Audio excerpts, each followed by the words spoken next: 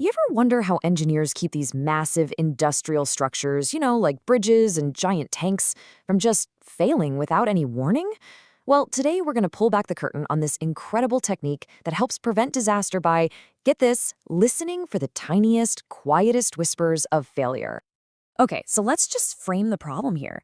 Picture a giant 50-ton steel tank. I mean, it looks solid, right? It feels totally safe.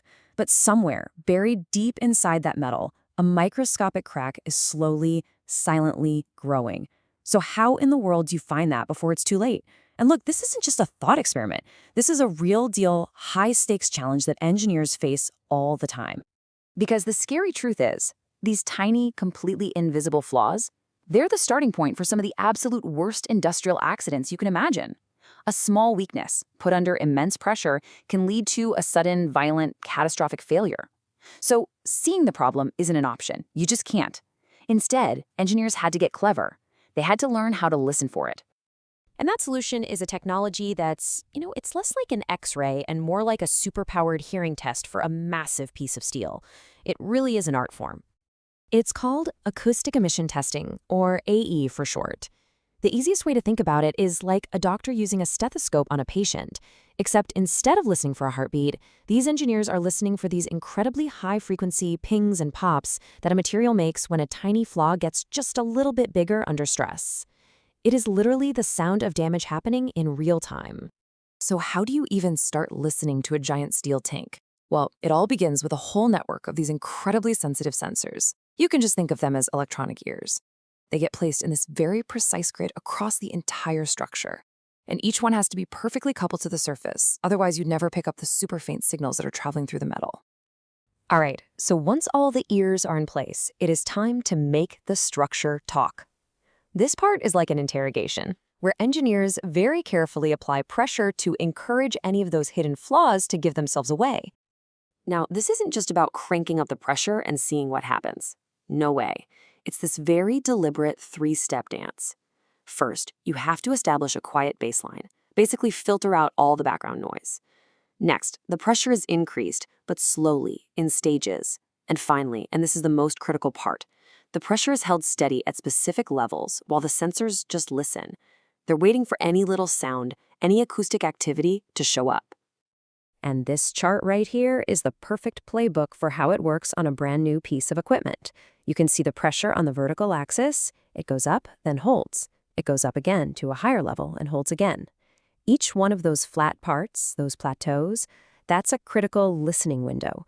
The engineers are checking to see if the vessel is making any noise when it's supposed to be completely stable. Now, this is where it gets really interesting. Look at this comparison. On the left, that's the test for a new vessel, the one we just saw. But on the right, that's the test for a vessel that's already been in service for years. And get this, look at the pressure levels. They actually push it beyond its normal operating limits, all the way up to 110%. They do this to prove that even after years of wear and tear, it's still fundamentally sound and safe to keep using. Okay, so the test is running, the sensors are picking up signals, but what do those sounds actually mean? This is where the real detective work begins. This is where you turn noise into knowledge. It's all about decoding the clues. And this table basically simplifies the whole evaluation. If the structure is only making noise when the pressure is going up, that's like a yellow flag, something to check out. But, and this is the big one, if it's making noise during a pressure hold, when everything should be stable, that is a huge red flag. That's a clear signal that a flaw is actively growing, which is a major danger sign. And of course, no signals at all, well, that's the all clear. That's what you want to hear. But knowing that there's a problem isn't enough, right? You have to know where it is. So when a flaw lets out one of these little bursts of energy, it's like a tiny earthquake inside the metal. Lots of sensors will pick up the signal, but they'll hear it at slightly different times.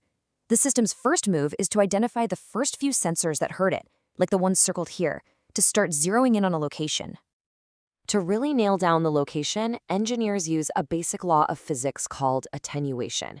It's just a fancy word for something we all know. Sound gets quieter the further away you are. The signal from a flaw gets weaker as it travels through the steel. This chart shows exactly how much the signal's loudness drops off with distance. And that curve is absolutely essential for all the calculations. And this is the magic moment. This is where it all comes together. The computer takes the different arrival times, it compares how loud the signal was at each sensor, and it applies that attenuation curve we just saw.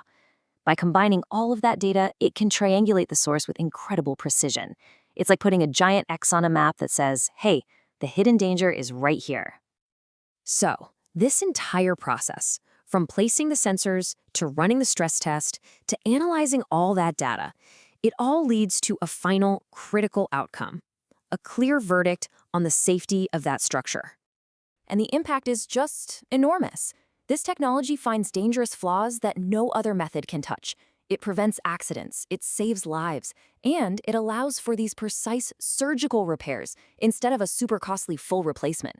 Ultimately, it's a powerful tool that keeps our critical infrastructure, the power plants, the bridges, the factories that we all rely on every single day, safe and sound. So AE testing gives us the ability to hear materials breaking down on a microscopic level. We can literally listen to the invisible. And it really makes you wonder, doesn't it? With technology getting more and more sensitive, what other invisible processes or hidden dangers are out there, just waiting for us to learn how to listen?